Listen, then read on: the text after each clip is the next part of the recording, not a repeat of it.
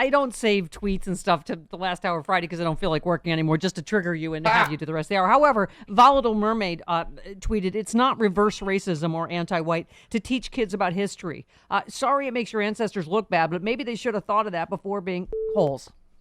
I know you don't have any thoughts on that. I just wondered if you had any thoughts on that. If I gotta watch people reenact the losing side of the Civil War, then you gonna hear about the whole history. Yeah. We've been talking all week, Francis. None of us were taught about Tulsa in grade school, high school. Nope. I mean, and when I did hear it, I heard riot. It wasn't a riot. It was a massacre. Mm-hmm. And none of us were ever taught about it. And there were 30 more on top of Tulsa. Yeah. Right. I mean, and you think about it, Tulsa was 35 city blocks. Right. That wasn't a street. That when we talk about Black Wall Street, it makes it sound as though, oh, they went and destroyed a business area. No, they went into a city, and they killed people because they had more than they did, and they were jealous. Yeah. And it was state sanctioned. That's right. Just like the police right now. Yeah. It's that same kind of racism that today goes into shut up and dribble, right? Like whether it's sports stars or whatever, like, that's the, oh, you should be, lucky that you make all this money.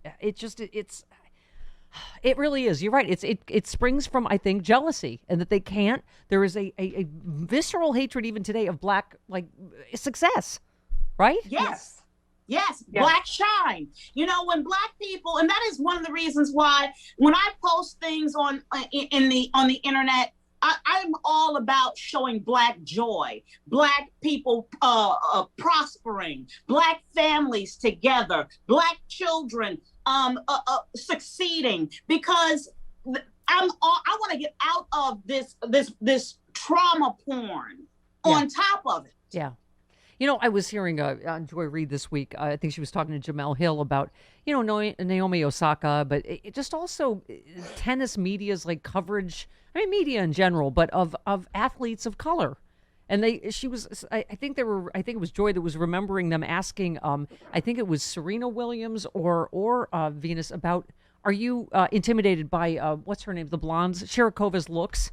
Or so, it's the weirdest, I don't know what your take is, by the way. Good for Naomi Osaka for taking care of her mental health. I mean, and it just reminds me, does Piers Morgan always need to be a whole in every situation? Right? Yes, it's oh, little diva, whatever. Same as he did with Meghan Markle, disbelieving that she was suicidal.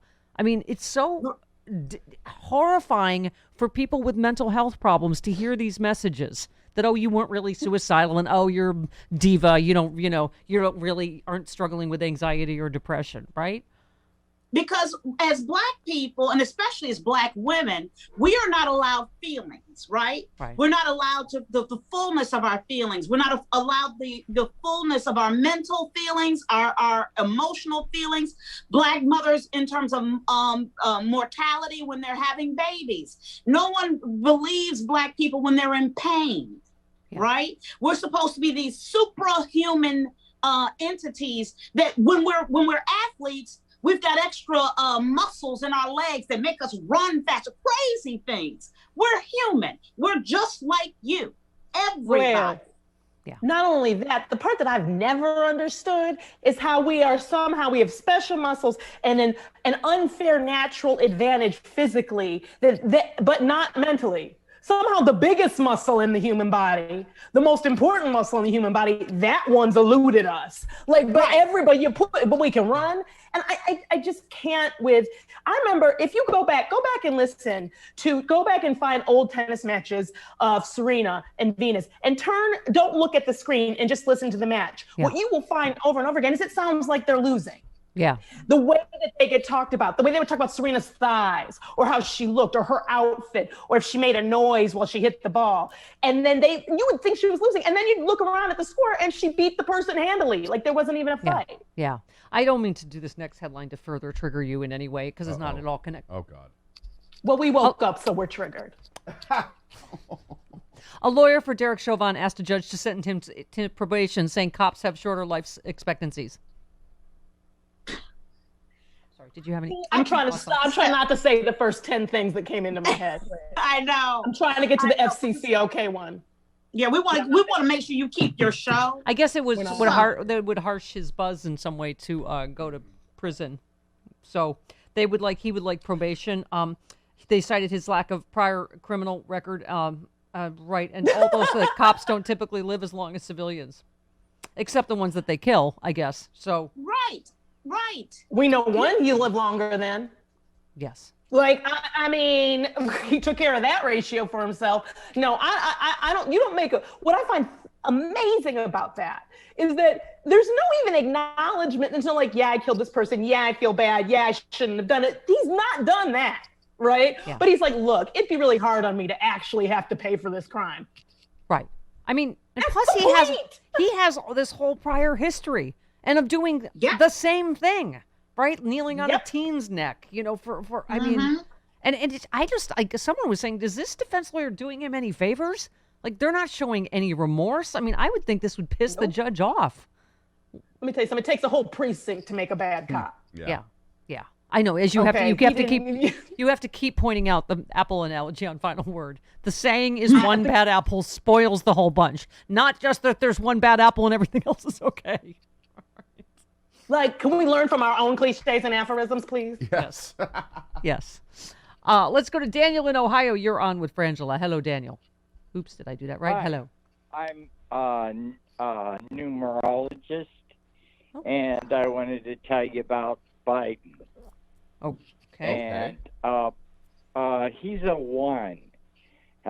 Great fixity of He's purpose. a what? I'm sorry, he's a what? A 1. Oh, he's a 1. He's a numerologist, so Biden is a 1. Did your astrologer tell you that numerology is bull? You just listen. Well, yeah, Go ahead, Dan. I do. Okay. Yes. Of purpose and an unswerving drive towards achievement in their own particular line. Yes, he is they doing are that. Single-minded or Thank you. one-track Number ones are. minded. You know what? I'm giving Chris They a number are. 1 for you right now, Daniel. Thank you for that important information on numerology. Listen, I'll give you some numbers, Frangela. Here we go. Under Trump, the average job growth per month was 197,000. Today's jobs report shows in May the economy added 559,000 jobs. 100% due to Joe Biden, right? And this unbelievable recovery we've had, the vaccine distribution, the jobs numbers, all of it, right? I mean, that's the good news. We are in like the most sort of transformative, miraculous first part of a presidency ever in terms of the turnaround, don't you think? Absolutely. And I was thinking about this the other day, Stephanie. What would our lives as Americans be if every Democrat president who comes in didn't have to clean up the mess that a Republican left? Yep. What if we started from not negative 1,000? What if we even just started at 0 once? Yeah. What could happen to us as a nation? Right. Yeah. But I mean, this is why 2022 is, I know we say it every time, but it really is like we either do it or it's the end of democracy, and they're going to do all these voter suppression laws. And more importantly, the laws where they can just overturn it if they don't like it in 2024. That's right. I mean, but Lawrence Tribe reminds us, Frangela, Republicans make up just 25% of the voting population. This means Trump's real support is basically, he did the math, is 18.75% of the population. So Republicans need Trump worship to get through their primaries, but they need voter suppression and fraud to defeat Democrats. And we just... Exactly.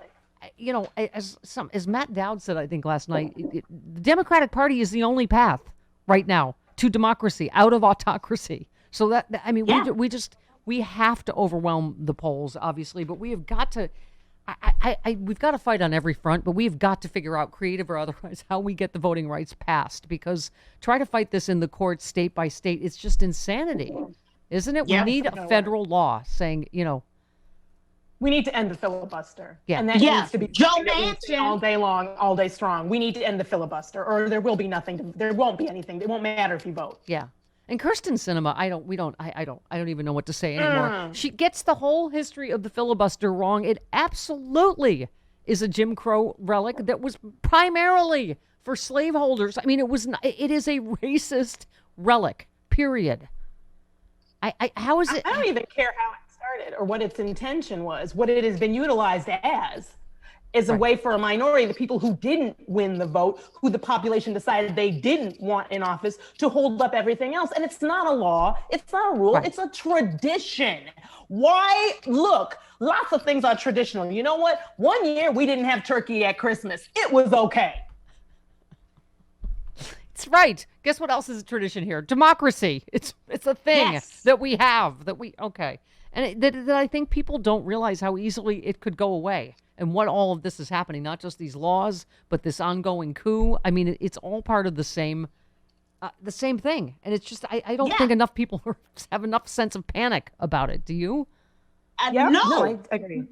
No, they don't. And when you realize that they started this program of the big lie, 2 years ago. Yeah. They've been prepping people for this, you know? Right. So here we are, and it's playing out, and it's real. Everybody wanted to initially laugh at the recount in Arizona. It's the worst thing we even let happen. Yeah, I mean, Mark Elias said it's illegal. The DOJ needs to get involved. The states need to get involved. We've got to stop this. You can't physically take custody they've already done audits and re-audits and hand recounts and, through, by the way, and in some cases, Republican-led. The official Republican in Arizona, they said no, there was no fraud. I mean, this is just, okay.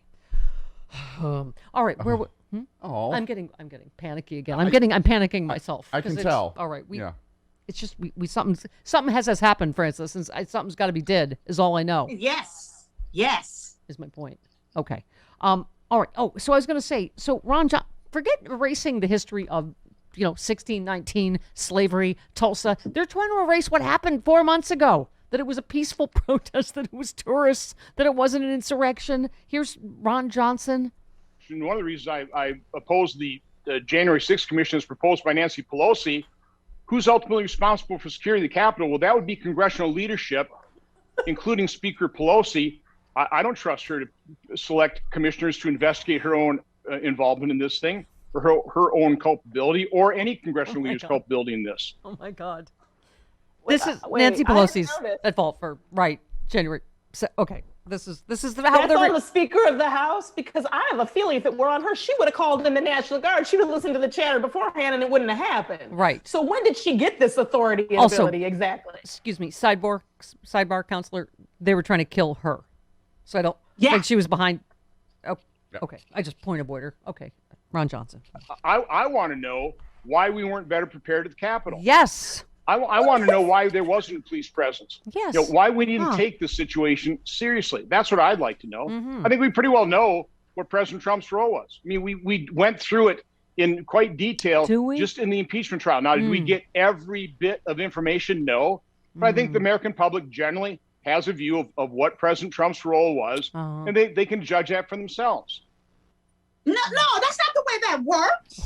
Right. That's not the way that works. Right. Oh, on the surface, I feel a certain way over here in my bedroom. No, that's not the way government works. Right. And then they're the ones putting out the disinformation. And then they're like, well, millions of Americans think Trump had nothing to do with it and that the election was unfair. It's like, because you said that and it's not. Okay. One last one. Which was what do you think his role was? I will leave that up to everybody else in terms of what their own judgment is. I have my own judgment. Obviously, I didn't think it was impeachable. His actions were impeachable. You guys, there's a lot more interesting things to talk about than this, but if you want to keep going down this road, you can. Yeah, I don't know. You said you want to know more. So like, this is the problem with the cognitive dissonance. And the thing that I think that I keep saying this, we need to get through our heads as people who believe in democracy and who care about this country. These people are autocrats. They're white supremacists, and they don't care if they make sense.